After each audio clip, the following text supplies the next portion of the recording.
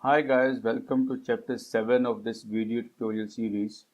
In this chapter, we'll be discussing how we can apply filter criteria to the queries that involve joins. We'll also be going through another type of join that is called cross join, and then we'll try to find out unmatched records from tables.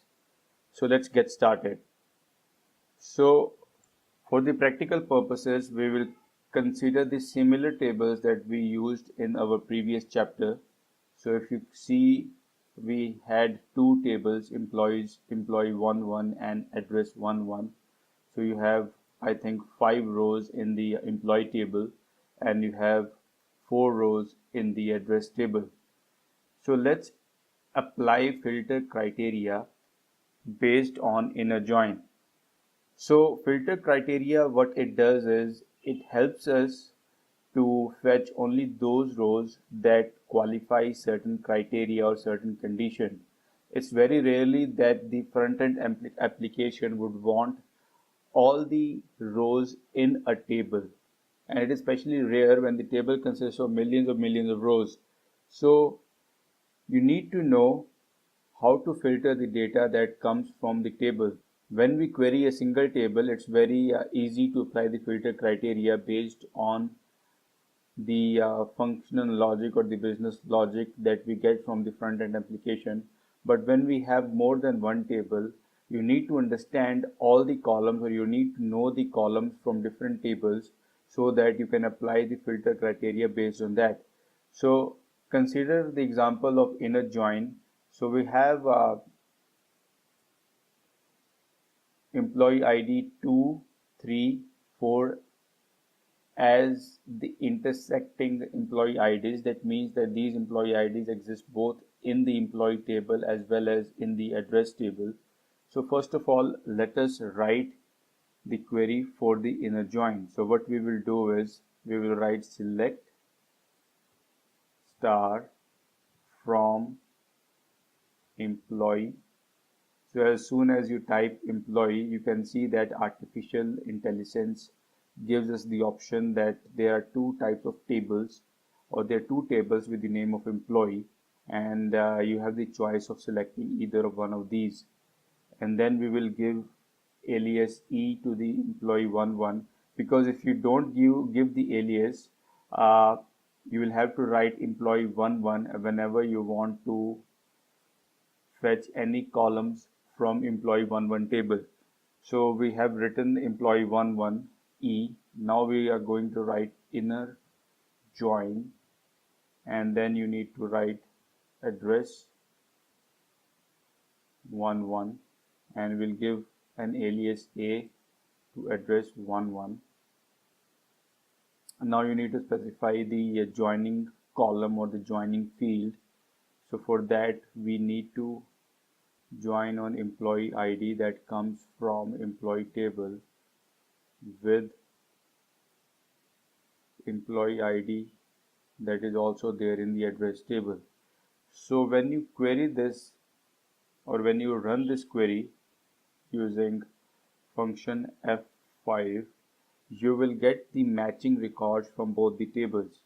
Now in our case, the tables were very small.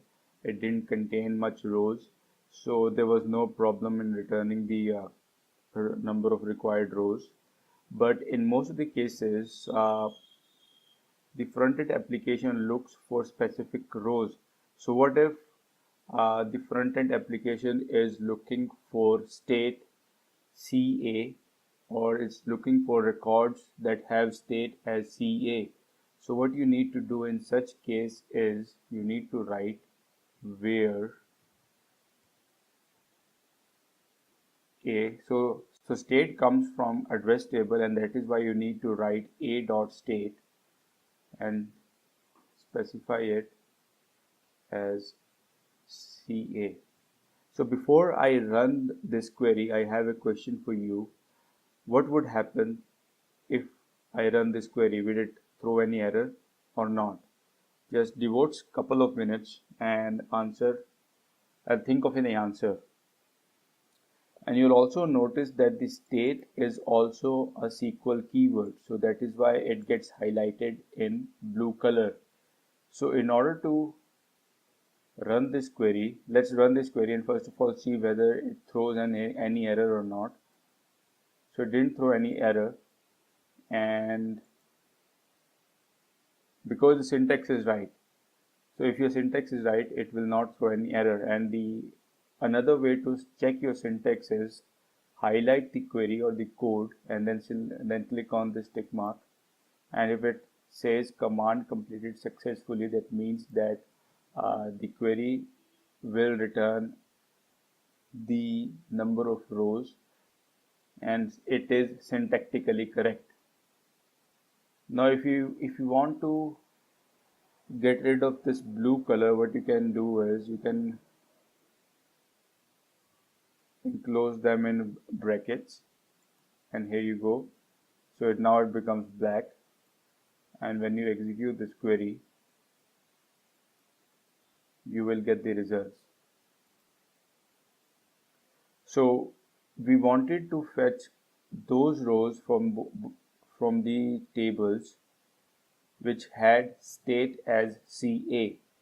So here you go, only those rows have been returned that have state as CA. Now if I don't specify the prefix a dot, do you think the query will work?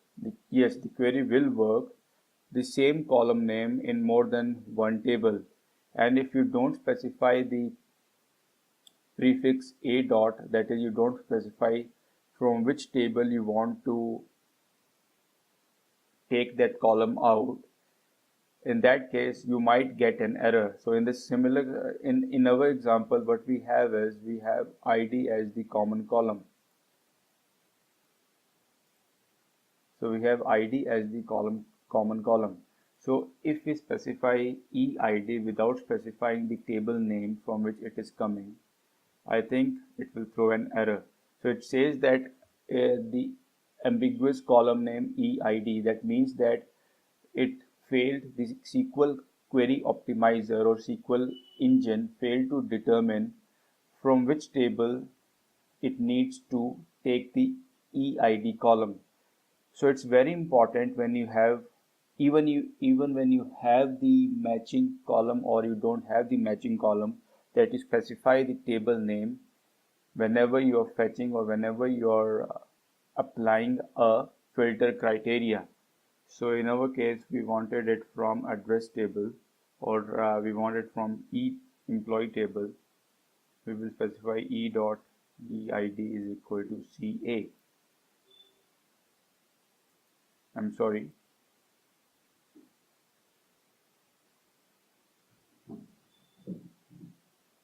We got an error because we didn't change the eid to an int type. We were considering the same state criteria.